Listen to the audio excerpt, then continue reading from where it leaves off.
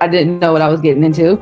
I really didn't understand what we were going to do. I thought we were going to kind of just talk about travel, how we were going to, call people and say, hey, book a trip with me, or send out some mail to people, not email, but mail.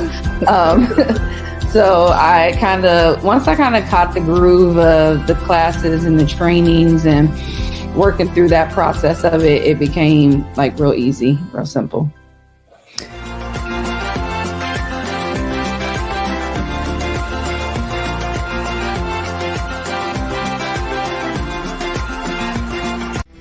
Okay, so permission to be raw, right? Absolutely. Okay, so I said, number one, she looks like me, Awesome. That's exactly what I want to hear. And it's good. I'm not biased or anything, but it was just the fact that it's hard to find someone to relate to you who knows. I've been told, like, don't post your picture and on your business in case there's someone who's not of your race and they won't book with you. And I'm like, well, how are they going to know who I am, right? So when I saw you, I was like, yeah, I'm going to go with her. And then I like that you were raw.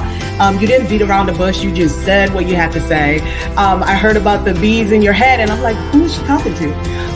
So I just like it. I love the real you and how you let it be known. If you don't like it, then you might have to go somewhere else. And that's the kind of business that I want. I don't want to have to be a different person just so I can make money. So that was one of the main reasons.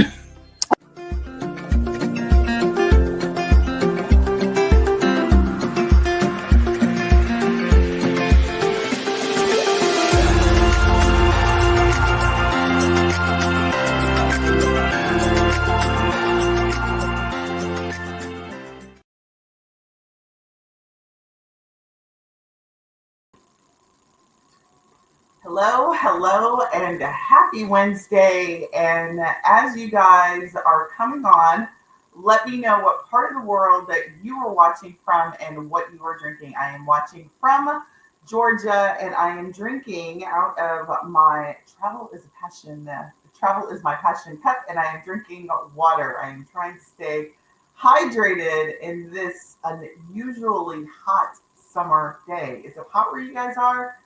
Because it's a scorcher here. Like, it's really hot here in Georgia. I'm from Texas, and so I was talking to my mom the other day, and she says it's ridiculously hot in Texas as well. So let me know. Philly, is it hot in Philly? What's the weather like where you're watching? So we got some East Coasters. Love it. Peach iced tea. That sounds yummy. I haven't had iced tea, homemade iced tea in a long time. Like, I really like iced tea. I don't know why I don't make it. I need to make. Thank you for that. I need to make some tea this weekend for Father's Day. Make some tea. How's everybody doing? Are you guys staying cool? Are you staying hydrated? Las Vegas. Hey, Courtney, how are you? From the Pacific side of the United States. Nice to have you on. Nice to have you guys. We have a great topic tonight, so I'm pretty excited about tonight's topic. Hello from Atlanta. Hot Atlanta. That's not too far from where I'm at. All right. 110 in Las Vegas. That is hot. That is very hot. That is not only hot, but hell yeah hot. That is ridiculously hot. Jeez Louise. My husband last night, he came in and he was like, it's supposed to be 110 today. And I was like, 110? Like, is that even like legal? Like, it shouldn't be that hot anywhere. But at least in Vegas, you kind of expect it because it's the desert. But I mean, if you don't believe in global warming, you should believe in it now because it's just ridiculous. Like, it's only, and the summer's just began. So what's it going to be in July? Like 120? It's ridiculous. I am just like, I was outside. We were outside early this morning. I went to the store really quick. And it was hot at 10 o'clock this morning. So I can't imagine what August and July are going to be like here. But all right, so super excited to be here on this Wednesday evening. And so we've got a really great topic today. So, hey, the name of our topic is how to find the right client. And so I'm going to underline the word right? What makes somebody the right client? Good to see you too as well. You are also in the ATL area, Erica, so it's good to see you as well. So I've got an evaluation criteria, 3 ways for you to even understand if somebody is the right client for you. First point that I want to make, for somebody to be the right clients, they got to want your services, right? They've got to want your services, want what you have to sell. They've got to want it, right? So that's evaluation criteria number 1. Criteria number 2 is that they have to have a willingness to pay for your services and or your products, right? So if your average ticket is $3,000 and you know that's where you want to be selling your products, your right client has got to want the willingness to pay that, right? And then the other criteria for you to use for evaluating if somebody is right is not only do they have to have the desire or the want to utilize your services or buy from you, and the willingness to spend $3,000 or whatever your ticket price is for your services and your products. They have to also have the ability to pay. Because if you have the want and the desire, but you don't have the money, then they're not the right client. So I tell you those criteria because I want you to be thinking about that criteria throughout this conversation tonight. So I have now a couple of questions, and you're going to type a 1 if this is yes, you do, or 0 if you don't. Because I'd like to get a feel for the type of people and where you are in your business relative to the questions that I'm about to ask you. So my first question to you is, do you have services in your travel business that people want? Type a 1 if you do. Type a 2 if you, or 0 if you don't. Do you have services and or products? You create packages, trips that people readily want or need.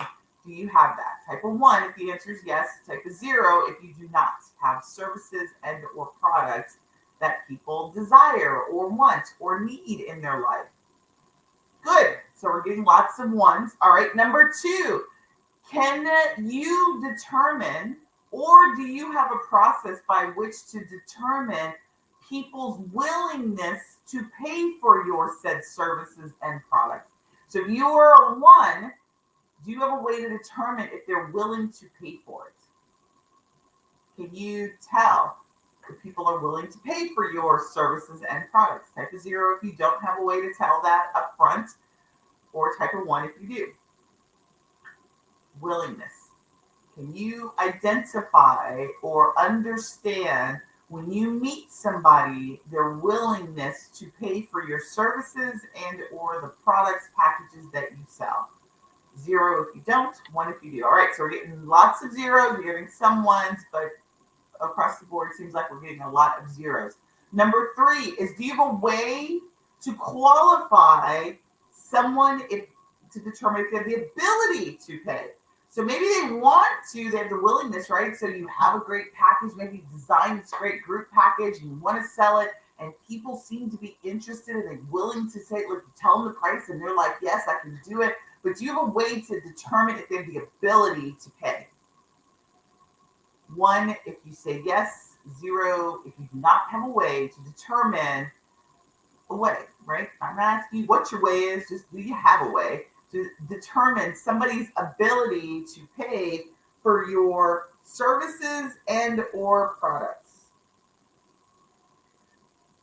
All right, so we've got a couple 1s, some 0s. All right, so listen, before I jump in, some of these names I'm not familiar with, so you may be new to me. This is your first time joining me on a Wednesday training, and I want to say welcome. I'm super excited to be here.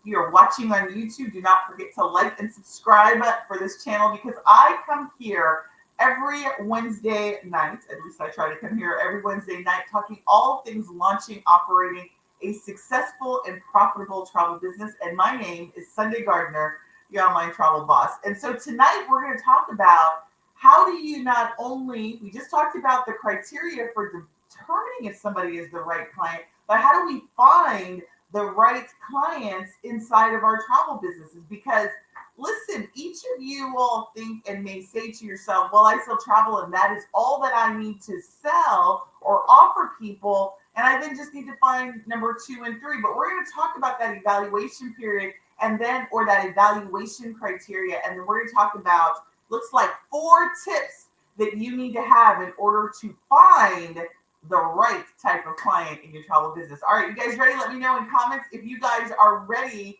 for that. Because listen, when I started in my businesses and even in my travel business, I was anxious to just jump in. Can you guys relate to that? Like, did you just want to just like start like putting together packages and start selling them? Like, let me know in comments. Were you like just ready to just start selling? And many of you, that's probably all that you are doing. You are just selling.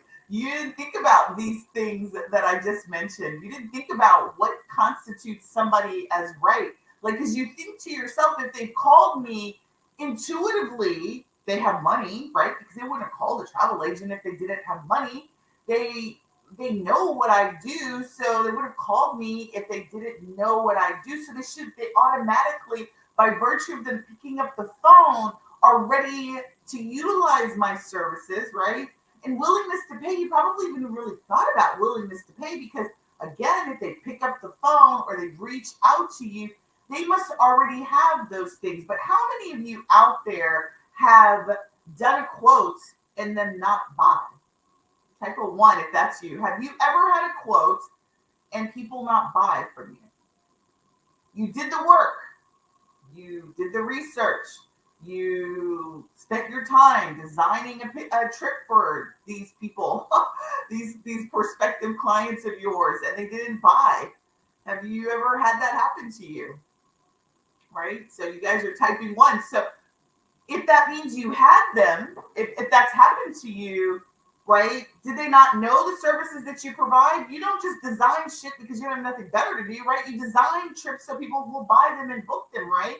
So maybe they had the desire to go on the trip, but they didn't utilize your services to do that. So what happened there, right? So you designed a quote, you designed a trip, you put together an itinerary, you did the research, you put together the quote, and you didn't have a buyer. So something was missing in the mix of the evaluation process to ensure that they fulfilled on the end thing, right? Now, don't get me wrong.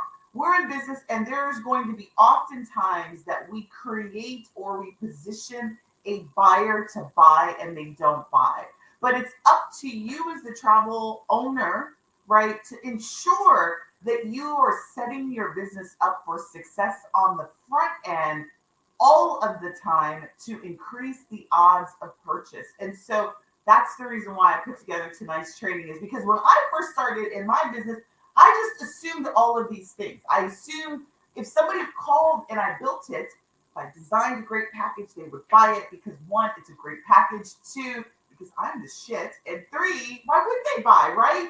I've got this great package. I've got this great fill in the blank. Why would they not? And if they contact me, that means that they're ready to do business with me. And that does not mean that, right? As you guys can tell, right? Many people are not the right type of client. And you've done nothing to qualify them, to evaluate that for yourself in the processes that you have when it comes to engaging in business with said prospective clients. Does that make sense? Seemed like that was a mouthful. So let me say that a little bit different, right? We're so anxious to work with people that we have no evaluation process. We have no way to ascertain somebody's willingness, ability, or even if they understand the value that we bring to the table, and they're not just wasting our time. And so many of you are frustrated, and what you've done is you've initiated a low entry barrier agency fee. How many of you guys have that? How many of you have a $25 to $50 agency fee, right? And you're like, bunk that. I'm not going to be wasting my time with tire kickers, and this is going to deter all those people who are wasting my time. How many of you guys have that? And you've at least put that in place in your business. Type of 1, if you have an agency fee that's $25 to $50, and you put that in place because you are tired of getting quotes and you thought that that would be the best way to deter people from wasting your time and not, not wasting your time, period, in the story, right? So we got some ones, we got some people are still saying zero, right? And that's okay.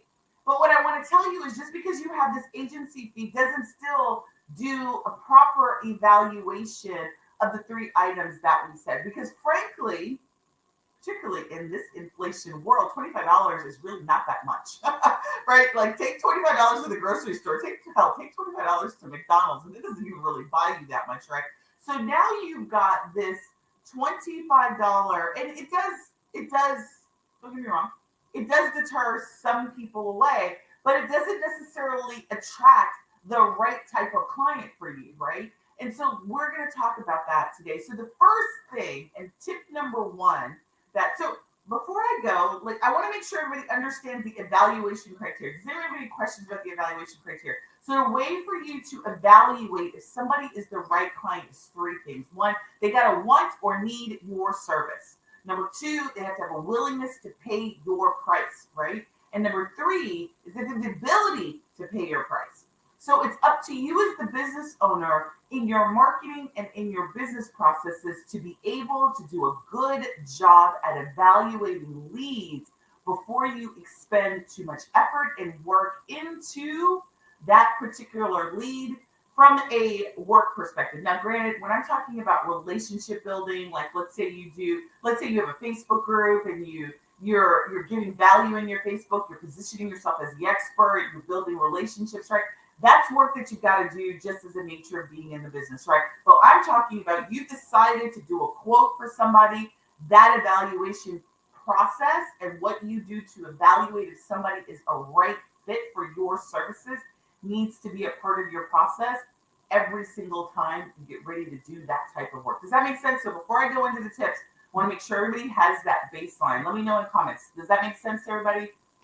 I am a heart lover. So if it does, give me some hearts and let me know that is clicking with everybody. And then we'll jump into the clicks because the evaluation, what really is a lot of issue with travel professionals is they don't even know that they should be evaluating. They think, and a lot of and this is not even a travel business issue. This is a business owner issue. Is you don't feel like you have the right or you are in the position or should be evaluating your clients, and you should be.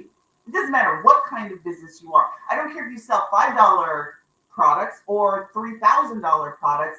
You should be evaluating people for their rightness and their fitness to work with you in your business. Does that make sense? And so you need to have some evaluation. Now, the complexity of that evaluation system may be different depending on the price points that you have, but you should have some evaluation process, system, way of qualifying people as good fits for you and your business, no matter what your price points are. And most business owners don't even know that they should do that. And by virtue of not knowing that they should do that, don't do it well. And as a result, end up spending a lot of time and effort and money working with the wrong type of clients. So first, the evaluation so that's probably tip number 1. Make sure you even understand that you as a business owner need to be evaluating, qualifying people as they come into your sphere of influence, as they come into your communities, as they come into your list. You need to have some way to evaluate the appropriateness of that person to even work with you. And as a business owner, we spend a lot of time, we spend a lot of money nurturing our business, standing up our business, operating our business, right? So it is a losing battle if you don't have a way to make sure that you're working with the right people. You'll waste a lot of time. You'll waste a lot of money if you don't do that. Like, can you guys relate to that? Like, how many quotes have you given to people that don't book with you, right? How much time have you spent in doing that work because you didn't have an evaluation, right? So it's costing you money, not only in time, right, but in lost business that you could have been working with the right client because you don't have an evaluation period. So hopefully I've impressed upon you guys the importance of having that criteria and that. So tip number one, now that you know what the evaluation process is, tip number one is you got to define what the right person looks like up front, right? Who is your perfect client, right? Who is, and I don't mean like, what do they look like aesthetically? I don't, they got blue eyes, brown hair, they're 5'11". I don't really care about that. But what are the characteristics about your perfect client? So I told you that there's an evaluation, right? But what are your services? What are the services that people would even want, right? So many of you typed one, you do have services, but what are they? What are the services that people want? Can you explain it in a way that somebody's going to be like, oh my God, I totally need that. Have you guys done that, right? So for the people that typed one, you've got to be able to not only know what your people look like, but you also got to know what your services look like, right? What are your services that people need to want, need to have in their life? What do you bring to the table that is the bomb.comness, right? What is that, right? What are those services and who are those people? So that is what number one is what, and what I wrote here is define what they look like up front. Don't wait until somebody calls you on the phone, right? We're trying to evaluate someone on the phone, but your criteria for what makes somebody a perfect client needs to be something like the back of your hand, right? Like my clients are travel agents, right? Not only are they travel agents, they're a particular type of travel agents. Most of my clients are busy professionals who are trying to build their travel practice on the side, right? They don't have time to try and figure it out on their own. They want expertise, help, and they're looking for that help, right? So the people that invest in my programs, that's what they look like. So what do I provide? I provide a path for that. For your travel clients, what do they look like? What are the services that you provide, right? Do you just design? Do you just design specific type of experiences? Do you work with other busy professionals who don't have time? Maybe they've got demanding jobs and they've got to get their family of X out of town and they don't have the time to do it. And they don't go travel as much because it's very laborious for them, right? They don't know the hot spots to go to. Maybe they want to get their girlfriends out of town, but they don't know. And they keep going to the same old dull spots, right? Maybe they're looking for a luxurious experience, but you keep recommending the same type of tired old experiences that everybody else is recommending, or that they can find on Expedia.com, right? What are your unique services for your unique type of client that would make somebody want to have and pay for your services? So that's number one, right? Let me know in the comments. Somebody type, what do your people look like? That is the tip number one. Make sure you understand what your people look like and what they want. Number two is you need to have a way to evaluate the three rights. So the three rights I talked about is, what are your services? How do you know that somebody is interested in your services if you don't ever talk about them? If you don't have any communication, posts, emails, videos, lives about the services and what you do, how will people know about it? How will they know? Like you guys heard that real, how will they know? Literally, I mean that. How will people know about your services if you don't talk about them? How many of you guys on a regular basis talk about, for those that are charging a fee, how many of you guys talk about the fact that you not only have a design fee, but what it entails, why it's awesome, why it's different than anybody else's, why somebody would want to invest in it? How many people are talking about their said design services? Forget the price. How many are you talking about it? Type in the comments one. How many people have a fee and talk about it so that the community of people that they engage with, either through their email list or on your personal page or your business page, how many of you guys talk about your services in a way that people can be like, oh shit, I need that in my life? How many of you guys do that? Let me know in comments.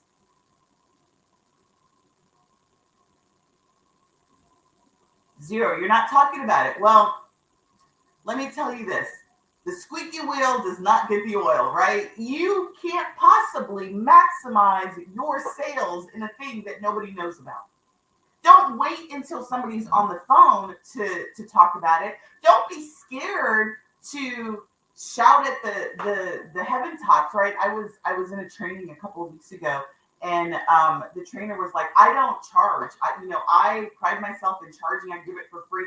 And I'm of the opinion that giving away your design effort should not be given away for free. Not in this day and age. There's no reason to give away your expertise for free, because there is so many resources out there that if somebody really wanted to do it themselves, they could do it themselves. And what we bring to the table and the effort that we bring to the table is worth the money. Not only do you save people in time, you save people in money, you save people in your advocacy and your protection and your cover over them.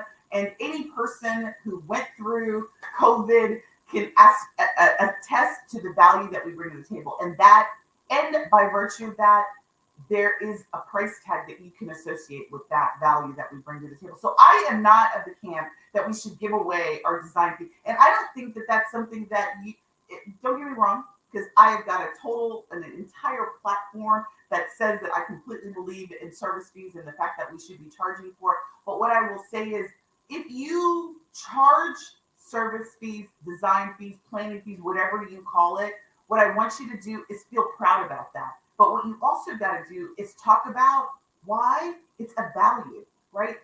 People don't know, particularly people who are used to having planning fees be free, right? Having travel agents do it for free. It's your responsibility to explain what the value is that you bring to the table in that planning service that you provide. So if you don't have a strategy for talking about why your planning fee exists, not even the fee, but the service. I'm talking about what you do as it relates to planning and why I want to be super clear about, or super careful about y'all's interpretation of what I mean by this is, I am not suggesting that you got to justify your fee with anybody, because I don't believe that you need to do that. But you do need to explain value proposition to clients, right? Prospective clients, to your community, right? Because people are uneducated. I was talking to my real estate agent I had lunch with her, and I was talking to her about the whole concept of planning fees, and she told me about the story of she worked with a travel agent that got really super mad at her because she got a quote and she didn't go with the quote, and she said that the travel agent damn near cussed her out because she's like, you wasted my time. And I told her, I said, that's the travel agent's fault for one, giving away her services, not charging up front, and one, not explaining to you up front what she was going to get in value. So when I say define what your services are, that's what I mean. Like, clients don't know that. You got to explain to them that. They are not educated. So part of your job as a business owner and also as a marketer is to explain the value that you bring to the table and why, if you charge $500, $250, whatever that price point is, what are they going to get for that, right? Don't give them the same thing that they could get by doing it themselves. Please don't do that, right? You got to explain what the value proposition is. So if you are not spending any time talking about it, right, you probably don't feel comfortable selling it because you don't even have a script or something that explains why it's so awesome. Does that make sense, right? So number one is you got to be able to explain, and you've got to define the 3 R's. So the first R, the 3 rights, is people got to want your service. We got to explain what it is and why. You got to give them a reason to want it, right? So that's number one. Number two is you got to be able to determine people's willingness to pay. Having a fee, and a fee that is not nominal, also immediately let somebody know their willingness to pay. If you have a $25 fee versus a $150 fee, right? Somebody who pays $100 to $250 or whatever that is, right? Their willingness to pay you is pretty obvious, right? But $25, not so much, particularly in this inflation type of world, right? So I want you guys to be super clear. So you've got to have something either in your words or in your process that is able to evaluate somebody's willingness to pay. You need to ask the question, right? Is your form? Does your form, if you do an intake form? So one of the things that I put here is that you've got to have a discovery process. You've got to have a way to discover somebody's willingness, and you can do that via a questionnaire or an intake form. And on that intake form, you clearly state, I've got a planning fee, and that planning fee is X, right? Are you okay with that? Don't be afraid to say it. Don't be afraid to speak it. Write it. We should not be hiding underneath what our fees are, what we charge. That should not be something that we spring on somebody by surprise. Nobody likes surprises. Don't be the person that surprises people. Let people know up front what they should expect and what they're going to get in value for whatever it is that you charge, right? The other thing is that you need to ask if-then questions. So, because number 3 are right thing that you're trying to evaluate is their ability to pay. So, for example, in the ability to pay, when you're doing your discovery calls, how many of you guys are doing discovery calls? How many of you guys are actually like have a discovery process beyond just the initial conversation? You're actually trying to ascertain willingness and ability. And so one of your questions is that if I bring back to you a quote that is, I will most likely find something and the deposit's going to be $500. Will you be able to make that within the next 24 hours? That will also demonstrate ability to pay, right?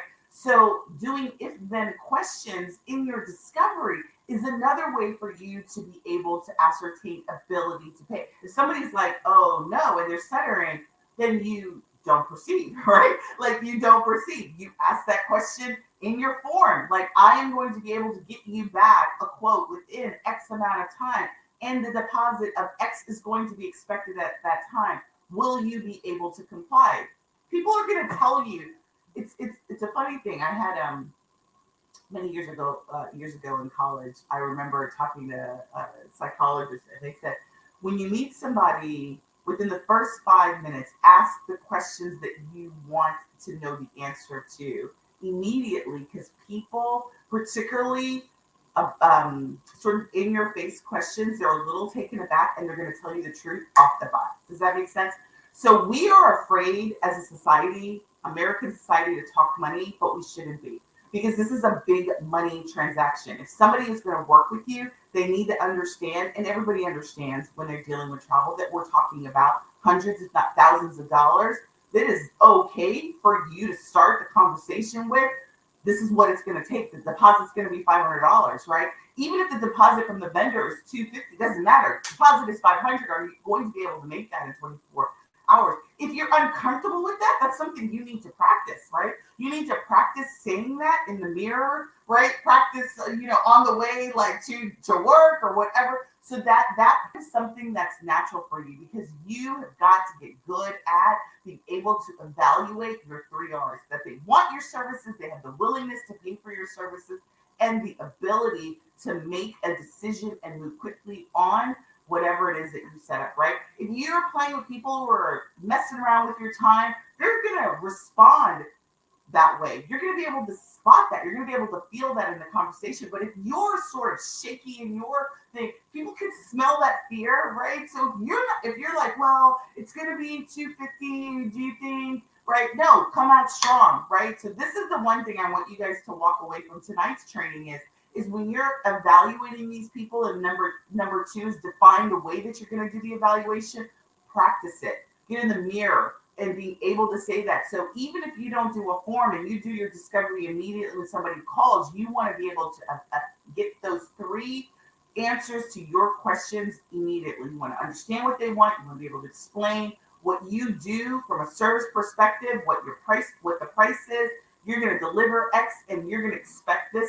Can they comply? Right?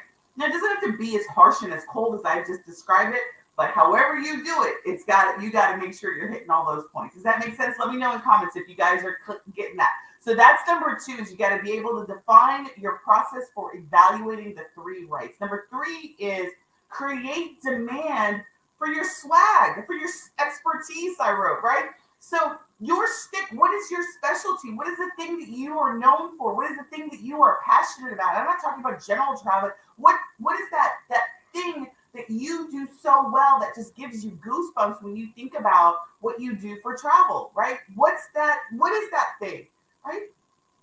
And how are you creating demand for it, right? How many of you guys have a specialty? What is that specialty? What do you specialize in, right?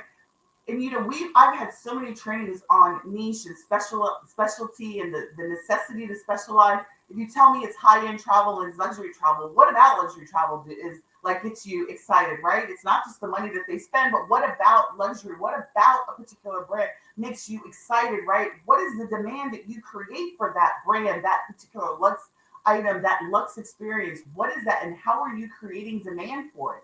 Are your offers around creating that demand? And so what I will say is that when we think about demand, we think about demand from the perspective of immediate purchase, but we don't create demand for our service and our business on the front end. So, I've talked to you guys about the whole concept of stranger offers, right? Which is that introductory offer that you have to get strangers to raise their hand and say, I'm interested in your thing, right? How do you create demand? What's your expertise that you are getting people to raise their hand and qualify themselves and say, I want that fill in the blank that you have to offer. I'm interested in learning about how you do fill in the blank, right? That is the most, if you want the right type of clients, you've got to have some way to create demand and get people to raise their hand, right? So that's number 3. One of the things that I wrote here in my notes, because I always have my little handy little note sheet, is before you can create demand about your expertise, you've got to become an expert, right? And so you're like, but I'm not an expert. Well, if you got some time, that's what you should be spending it on, is becoming an expert in that area of specialty that you want to sell. If it's luxe travel, how are you an expert in luxury travel? What part of luxury travel are you? Are you luxury in a particular destination, in a particular brand, in a particular luxe experience? What is your expertise and how are you the expert in that? You've got to become an expert in that thing. Now, if you tell me that you are a Caribbean, right? And I will always say this because I feel like I invented this coin. You cannot just become an expert in a destination. You've got to become an expert in people. In this society that we're in this social media driven, if you want to sell more, profit more, do more, you got to become an expert in people, in a group of people, right? So the best way to become an expert is to be able to uniquely identify with a set of people that have a common desire, problem, or whatever, become an expert in them, and travel is the solution to them. So the way to be able to create demand for your things, to create a community around those people, to create an email list, create a following around those people. So let me give you an example. So I was talking to one of my clients this morning, and she's struggling with trying to redefine her niche. And she's, one of the things that she wants to do is she wants to specialize in couples.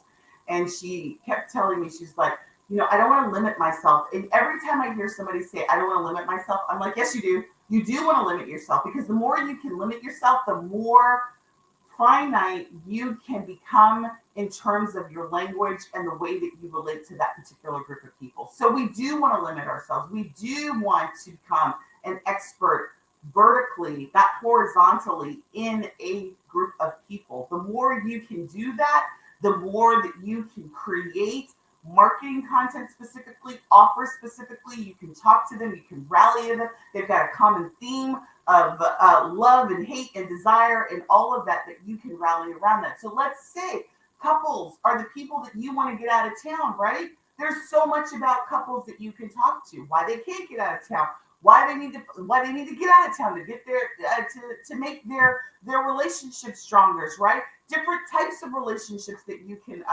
focus on, right? So again, the idea is you want to create a community and a demand for your expertise on how you get that particular community of people out of town efficiently, effectively, and while your services and the way you service that particular community is awesome, right? So that's what I've got there. Now, listen, you create the community. So this training is about how do you do that? Like, how do you create a community? The first thing is you got to identify who you want to create a community around, and then you've got to get in front of them. So you've got to find a traffic source. And there's really only 2 ways to do that. You can do it by organic means. It's called, and I was about to say labor means, right? Things that take a lot of time. It takes longer to build. So examples of organic ways are like a Google listing is an organic way. You get your business out there. You make sure it's got your website is SEO. Let's say Pinterest is another way. That's an organic way to be discovered. YouTube is another organic way. A way to do it quicker, but doesn't require as much time once you've done it. The setup is paid traffic. Is, let's say you decide you want to work with couples and you want to focus on romance or getaway travel or whatever that is, right? And you want to get in front of couples, you can pay to get in front of those couples through paid traffic, right? So once you identify who, then you want to figure out how to get in front of them. So you can do it manually through organic ways, or you can do it through paid traffic, right? So my strategy, I like both of them, but I will tell you I love paid traffic because I love the ability to microscopically find people, pay to get in front of them, people click on it, and then I can build relationships, right? I've got a community of ways to build relationships on an email list. I've got Facebook. I've got, I don't do so much. I've got an Instagram page, but I don't really do a lot on Instagram, but I've got a YouTube channel, right? Those are my way to build demand for my services, right? What are your ways to build demand? So I'm just giving you those examples. So once you identify the demand, then you want to get in front of I said that wrong. Once you create the demand by identifying the people that you want to do it, then you've got to get in front of those people and you've got to get them to raise their hand. And that's what I mean by that. And then the last way is the ARC process. And so if you're new to me, you're like, well, what does ARC stand for? That really is the process that summarizes all of this. It's your attract, your relate, and your convert method. So that's my framework for how do you actually create demand? How do you get strangers to raise their hand? How do you build relationships with strangers? And then how do you create offers that they can buy or reasons for them to buy from you, right? So you need to have, if you want to get the right clients coming into your business, you got to identify who they are. You got to get them to raise their hand on a consistent basis. And so don't get me wrong, I love referrals. I love people that refer my business out, that refer me as a travel agent, right? And say, hey, Sunday is a great travel agent, book with her or call her, she'll get you taken care of, right? But that's not proactive. That's me relying on somebody else to bring in business for me. What I want is a consistent way to be bringing in my own business, consistent way for me to be getting my message, get my business in front of my right clients on an autopilot way, right? So having an attraction system does that, right? So we have a stranger offer. People raise their hand every single day. They're opting into my list. They're getting into my groups, and I'm starting the relationship. Same thing for you. Know who your client is. Have a reason for them to say, I want to get to know you, get to know them, and then create offers. And that's what the ARC process is. Your attraction, the way to attract strangers, consistently relate to them, and then you have them. And then if you have those two things down, then what you do is you create reasons to buy by creating promotions and packages, either itineraries, whatever your products are, you give them reasons to buy. So you do promotions. All right. So those are the 4 ways. I'm going to breathe. I'm going to take a breath and let me know in comments. How was this for you guys? How are you guys feeling about this? All right. So I'm just looking at some comments. Lots of sense. Perfect. Thank you for those who are watching on YouTube. I always forget to acknowledge because I go live on both Facebook and YouTube. So for those that are on YouTube, do not forget to like and subscribe. And those who are on Facebook, do not forget to just give me some hearts and let me know if this was helpful to you guys. Did you guys, are you guys ready now to start to create an evaluation process in your business? And then really start to attract people that meet that evaluation process, or at least that are your ideal client, so that you can then evaluate if they are. That's awesome. Awesome. You guys said it's great tips. So here, this is what I have for you all right now. This process it's easy to say this, and obviously we can't go into all the details in a 45-minute conversation. I'm going to invite you to a power hour discovery call with me. And so that's a 90-minute discovery call. If you are in business, you've made some sales, and you really just want to get your 3 rights, right? Define what your evaluation process should be. Take a look at how you take requests, right? A power hour coaching call may be the right fit for you. So what I would invite you to do is just type the word client myself or Jalen will reach out to you to schedule that 15-minute call with you. And what we're trying to ascertain is if a power hour is a good fit for you. And if it is, I'll go ahead and let you know what that looks like. That's a 90-minute call with me. We will actually take care of this particular problem inside of your business. And it's a really good intensive call and coaching session that we were able to get through, at least addressing one major issue inside of your travel business. This is a great one, really getting your evaluation process identified and defined in your business so that when you do get requests in your travel business, you're not wasting your client's time nor the business time, and you've got the right people that you're working with inside of your travel business. Listen, all you have to do is type clients. That discovery call is absolutely free, 15-minute discovery call with me, and we'll see if a power hour call is the right solution for your three rights and evaluating the right client inside of your travel business. Listen, I will be here next Wednesday night with another amazing topic inside of your travel business, all about launching, operating a successful and profitable business. It was great talking to you guys tonight. I will see you guys next week, and you guys have a great week. And do not forget to wish the father in your life a happy Father's Day. And you guys have a great weekend. Talk to you soon.